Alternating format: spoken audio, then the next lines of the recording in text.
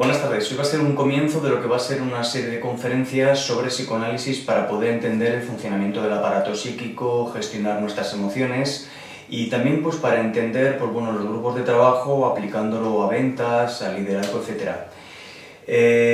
Bueno, el primer tema que vamos a hablar hoy es la estructura del aparato psíquico, tratando de entender cuál es la diferencia entre la conciencia y el inconsciente.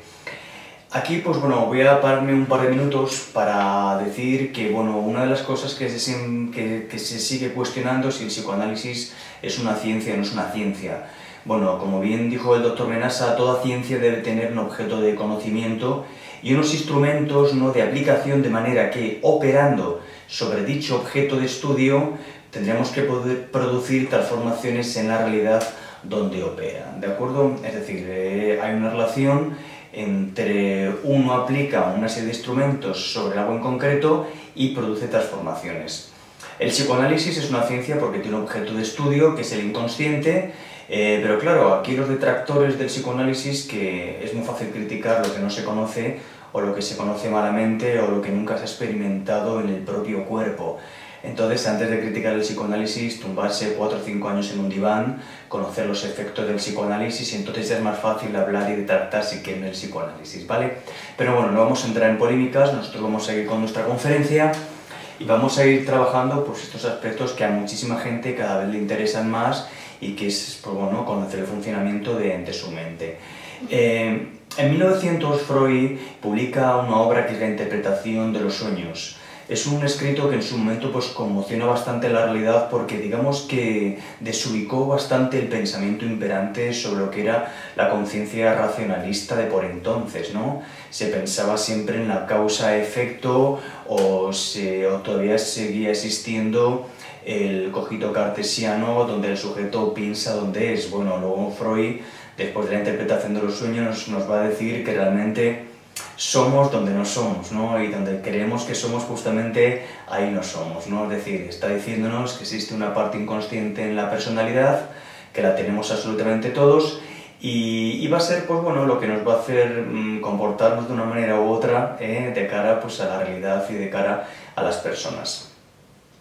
Dice Freud que cuando publica la interpretación de los sueños pues causa un impacto porque empieza a romper esas teorías míticas con respecto a lo que era el sueño, que siempre tenían pues como un componente simbólico, un componente mágico-animista y bueno, pues la obra de Freud era impactante en el sentido que viene a decir que el sujeto donde sueña es desde una parte de su aparato psíquico, desde una parte que no es la conciencia, pero que tiene interacciones con la conciencia, ¿no? Y nos habla del inconsciente. Y claro, fuerte del tema es cuando dice que todos los sueños es la manifestación, ¿no?, disfrazada de un deseo sexual infantil reprimido, ¿no? Es decir, como si fuera realizado en calidad de alucinación. Pues claro, esto que nos digan a todos, ¿no?, que los sueños son o que tienen que ver o que están producidos por un deseo sexual infantil reprimido, pues claro, ya aquí ponemos la voz de alarma y todo el mundo gritamos. Esta es una frase concluyente, quiero decir que para llegar a esta frase pues Freud escribe la interpretación de los sueños, que no tengo aquí el texto, pero que es un tomo bastante importante, muy articulado, muy argumentado, con muchos sueños, una teoría muy desarrollada, pero bueno, que va por ahí la cuestión. Entonces nos acaba diciendo realmente pues, que como la conciencia o la razón no deja de ser más que una parte de una estructura, ¿no?, que está determinada por otra estructura de mucho más peso, de mucho más importancia, que es el inconsciente, ¿vale? Bueno. Freud lo define como una herida narcisista que aún el hombre actual no ha podido superar, ya que Freud nos llega a decir que lo más importante del hombre, aquello desde donde habla, piensa, siente, ama y desea, escapa a su control. Claro. Entonces tú lo dices y dices, no, yo controlo todo lo que hago, todo lo que digo y todo lo que siento. No es cierto, no es cierto. Y tienes que pararte a pensar la cantidad de equivocaciones, errores, lapsus, sentimientos que te desbordan, diálogo interior que te acaba sobrecargando la conciencia. Es decir, que hay un montón de procesos psíquicos que creemos que tenemos el control de ellos y para nada. Nos controlan absolutamente. Y entonces, claro, dice que aceptar esto es una herida narcisista, que no todo el mundo está dispuesto a aceptarlo. Entonces por eso el psicoanálisis se sigue negando, se sigue rechazando, pero hasta la propia gente que empieza a estudiar psicoanálisis, yo lo he visto en 25 años, ¿no? En la escuela de psicoanálisis Grupo Cero, he visto personas pasar ahí que con el tiempo hasta acababan negando también los propios procesos inconscientes. Entonces, ¿hasta qué punto realmente la ideología, la represión, los condicionamientos sociales que hacen que el ser humano no piense, pueden tener poder para anular cualquier pensamiento nuevo o cualquier tentativa de liberación, ¿no? De cómo piensas y por lo tanto de cómo vives?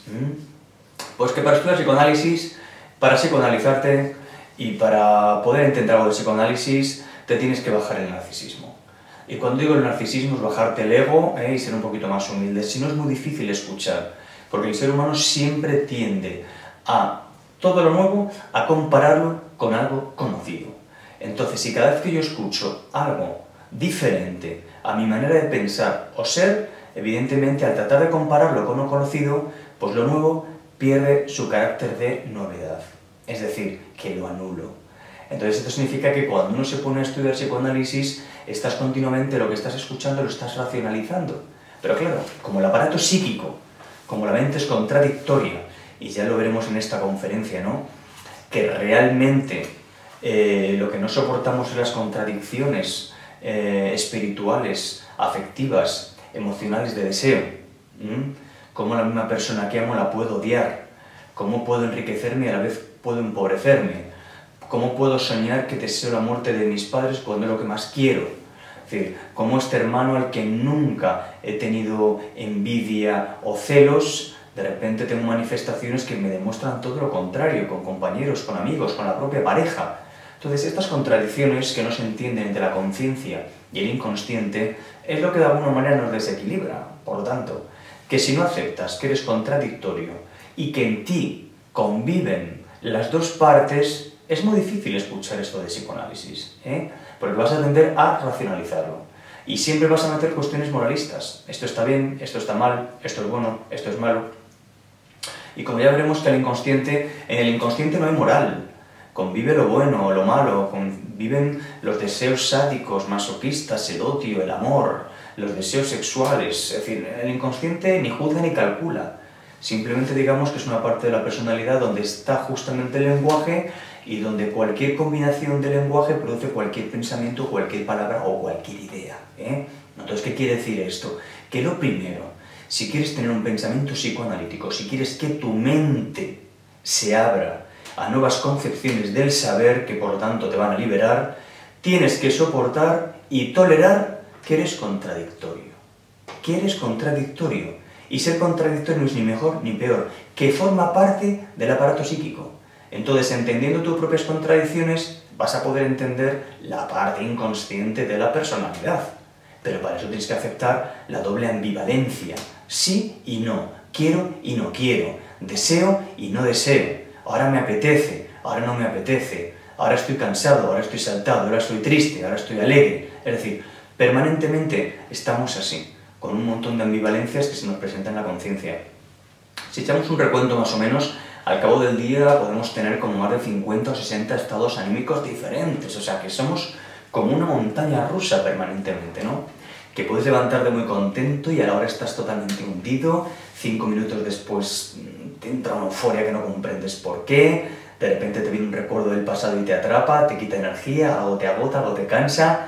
Bueno, esto digamos que es a lo cual la conciencia, que es un órgano receptor, un órgano perceptivo, estamos permanentemente, digamos, sometidos, ¿no? Es decir, que la conciencia, nuestra conciencia, percibe lo que viene de fuera, pero permanentemente está también recibiendo información del interior. Es decir, está recibiendo información del inconsciente, mensajes del inconsciente, formaciones del inconsciente, frases del inconsciente, en calidad de pensamientos, fantasías, sueños diurnos, bueno, hay 20.000. Pero vamos, que la conciencia no deja de estar funcionando permanentemente y se mueve entre ambos campos, entre la conciencia, entre lo exterior y lo interior. ¿Qué ocurre?